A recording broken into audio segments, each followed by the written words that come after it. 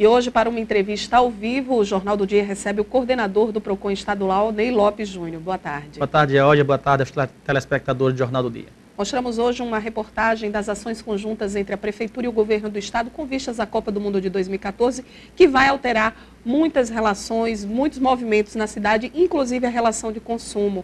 O PROCON já manifestou preocupação e interesse de se reunir com a Associação Brasileira da Indústria de Hotéis para tratar sobre a questão das tarifas cobradas nessa época com a realização da Copa. Qual a preocupação do PROCON? Bem, Georgia, o que existe na realidade é um grande conflito de normas jurídicas. Existe a Lei Federal 12.663, que é a Lei Geral da Copa, que rege a Copa do Mundo no Brasil. Existe a Lei 8.078, que é o Código de Defesa do Consumidor. O que é que diz a lei, o artigo 2º da Lei da Copa? Ela diz que caberá à FIFA gerir e administrar transporte, hospedagem e venda de bilhetes para os jogos. Então, e o Código de Defesa do Consumidor, já em contraponto à Lei da Copa, o Código de Defesa do Consumidor estabelece em seu artigo 39 que qualquer aumento excessivo, sem justa causa, fica expressamente proibido e plausível de uma aplicação de penalidades. O que é que está acontecendo de fato para que o telespectador dá esta possibilidade para que ela o faça? Então ela negocia diretamente com os hotéis, chega a um determinado valor da tarifa e compra antecipadamente essas tarifas, essas hospedagens e repassa para uma agência internacional chamada MET, que fica na Suíça, tem uma sede em Genebra, na Suíça, e esta agência internacional, em acordo com a FIFA, é que vai gerir e disponibilizar os lugares, os espaços, os quartos para os consumidores. Então, o PROCON expressa uma preocupação, porque a gente,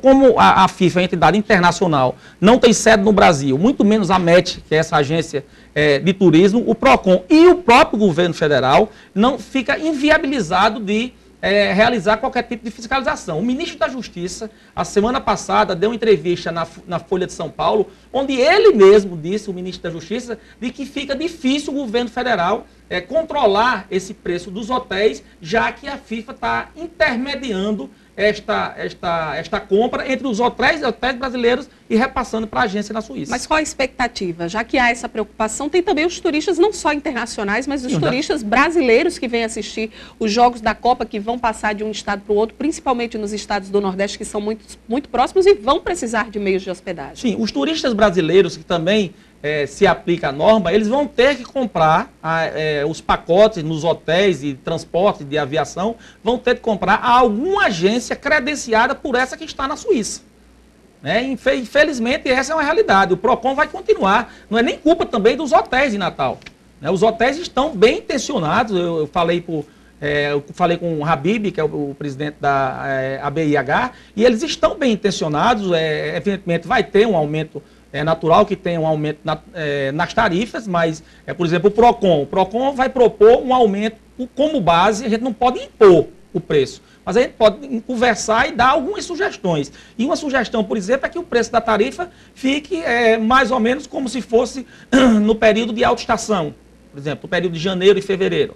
Esta é uma sugestão do PROCON. No entanto, a nossa maior preocupação é essa intermediação com a FIFA, com essa empresa suíça, que inclusive os brasileiros e os estrangeiros vão ter que comprar os preços que eles disponibilizarem na Suíça através de agências credenciadas pela FIFA no Brasil. Essa é uma reclamação também em relação à compra dos ingressos. Muitas pessoas, quando abrem os lotes, vão para os computadores, tentam comprar e, na verdade, é uma parcela mínima de ingressos que é disponibilizada e a maioria vai para essas agências internacionais mesmo que vão cobrar sobre os ingressos. Exatamente. A venda dos ingressos reflete exatamente o que vai acontecer, infelizmente, com os hotéis. Aí o telespectador pode perguntar, e por que o PROCON não intervém nessa venda dos ingressos? Porque como é que a gente vai intervir? A FIFA não tem sede no Brasil e a compra é feita só pelo site. Alguém já viu algum lugar que você possa comprar fisicamente? Não, eles colocam pelo site justamente porque a lei não alcança qualquer ação por parte do PROCON ou do próprio Ministério da Justiça para coibir esses preços abusivos. E a disputa está só começando, a disputa jurídica, porque a FIFA também, na venda dos bilhetes, não está aceitando uma conquista histórica dos estudantes, que é a meia entrada. A FIFA não aceita. E é uma lei pátria, é uma lei nacional, é uma lei brasileira. O problema é que está se criando um estado de sítio com a realização da Copa nós estamos perdendo, a lei da Copa, nós estamos perdendo até a qualidade nós estamos perdendo a nossa soberania nacional. O país, o Brasil, está acuado com medo da FIFA. A FIFA chegou e manda, tudo que a FIFA diz é regra. Né? Então, isso me preocupa muito enquanto coordenador geral do PROCON, mas estaremos atentos, né, para defender o consumidor. Inclusive, esse exemplo que eu dei dos estudantes que não são disponibilizados ingressos com 50%, nós vamos sim agir em defesa dos consumidores, porque é uma lei. Uma federação, seja ela o que for, mas no caso da FIFA, não pode chegar aqui e desconstituir o sistema jurídico brasileiro. Nós já estamos atentos a estas regras desses produtos que estão sendo já comercializados para evitar e coibir eventuais abusos. Essa semana, o PROCON também realizou, junto com o Ministério Público, uma reunião com o Sindicato das Escolas Particulares, com vistas a esse período de matrículas, listas escolares, que existem muitas dúvidas dos consumidores, dos pais, sobre como proceder. Qual a principal reclamação que chega no PROCON, que a gente possa esclarecer para o pai que está em casa? Eu antecipei esta reunião, convidando o Ministério Público, evidentemente, e o Sindicato das Escolas Particulares em Natal, para que nós pudéssemos entrar num acordo e evitar os conflitos que ocorrem todos os anos. Quais são os conflitos? Taxas de matrícula, lista de material escolar, por exemplo.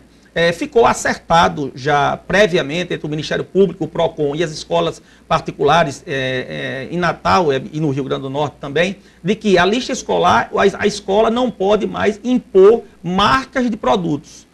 Por exemplo, comprar um lápis de uma determinada marca, só pode aquele lápis. Não. A escola pode sugerir determinadas marcas, mas não pode obrigar a criança, o pai da criança, a comprar aquele produto. Por exemplo, o uso de cola. Tem escola que estabelece 3 litros de cola. Neste anexo, que deve conter necessariamente, junto com a lista de escola, do material escolar, deve conter necessariamente o porquê do pai ter a necessidade de comprar 3 litros de cola, enquanto outra escola cobra 1 ou outra escola cobra 5, né, litros de cola. Mas uma coisa muito importante que foi decidido, que eu acho que nós caminhamos aí 70%, foi a obrigatoriedade das escolas disponibilizarem nos seus sites, e muitas escolas já disponibilizam, mas outras não, ou disponibilizarem de forma impressa o seu plano pedagógico e o seu plano de execução. O que é que significa isso? Nesse plano pedagógico, que inclusive é exigido pela LDB, uma lei de diretrizes e bases, fica obrigatório que as escolas informem toda a metodologia e todas as matérias curriculares e extracurriculares. Pode cobrar matrícula? Pode cobrar matrícula, mas a matrícula é deduzida do valor da primeira mensalidade.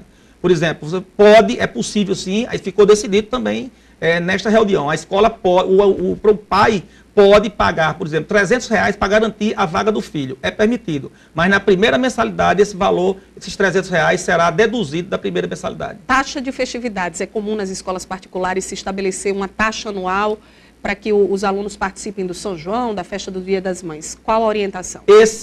Com relação a essa taxa, não tivemos um acordo. Não obtivemos um acordo, porque as escolas alegam que faz parte, inclusive, de eventos culturais e que são importantes e necessários para a questão do aprendizado da criança. Mas aí não seria incluso na mensalidade, não faz parte dessa grade curricular? Não, esse foi o grande debate junto com as escolas e o Ministério Público, e como não chegamos a um consenso com relação a isso, na próxima semana teremos uma nova reunião para que possamos fechar realmente o comportamento das escolas durante o período de matrícula. Mas eu diria que nós já avançamos 70%. Os contatos para os pais que ainda têm dúvidas? 8153-6070. 8153-6070. Não somente para relações às dúvidas escolares, mas para quaisquer dúvidas referentes ao PROCON aqui no Rio Grande do Norte. Muito obrigada, Ney Lopes Júnior, por sua entrevista. Eu que agradeço, muito obrigado. Boa tarde. O Jornal do Dia termina aqui. Outras notícias você acompanha no Jornal do Dia, segunda edição, às 6h20 da noite. Continue na programação da TV Ponta Negra nesse feriado prolongado. O Jornal do Dia volta na segunda, 1h20 da tarde, logo depois do Patrulha da Cidade, e eu espero contar com a sua audiência. Até lá!